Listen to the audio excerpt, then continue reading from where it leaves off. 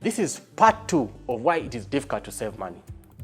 Remember, all this is to answer the question of how much is enough saving for retirement.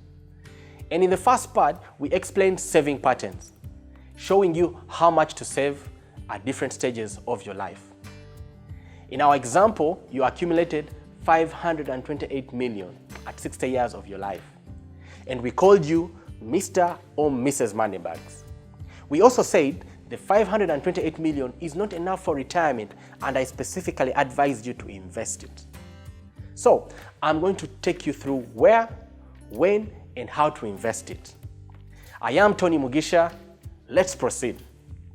When it comes to investment, savings play a critical role because you cannot invest what you don't have, and timing is very important when carrying out investments. The pandemic in the room is where, when, and how do you invest? Going with our examples, between 25 years and 40 years, you accumulated 288 million. I want you to listen because this is important. You are in a safe space if you invested the money like this: 60% fixed assets and 40% cash assets. When do you start? You have to choose an age where you start from. Maybe at 30 years, as an example. You find a plot of land, buy it. That is a fixed asset. An example of a cash asset is a unit trust. Put money there, but only 40% of it.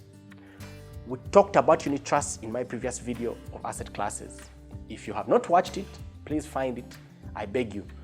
But for what it's worth, I'll put a link at the end of this video, all in the post. That is how and when you invest. But that's half of it.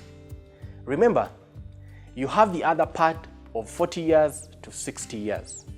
You still make money there from your employment, and it is 240 million.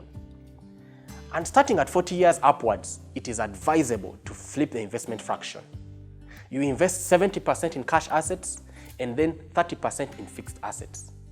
Again, timing is important as long as you start anywhere between 40 years and 50 years old.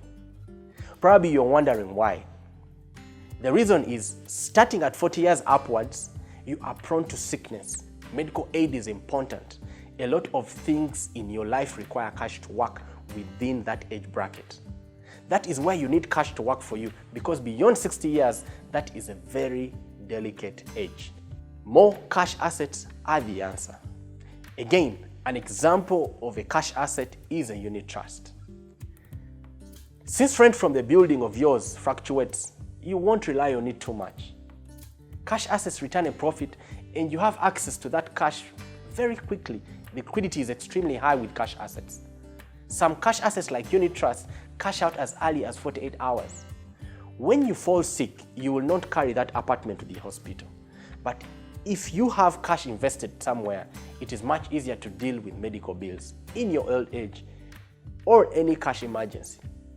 Also, at 70% cash assets and 30% fixed assets, distribution of wealth is easier in case you are dealing with inheritance. So, do you see why it is very hard to save money? Yes, because you probably didn't know how much is required, when, where, and how. But I'm sure right now you can figure things out as you go along. For more information, your financial advisor is available.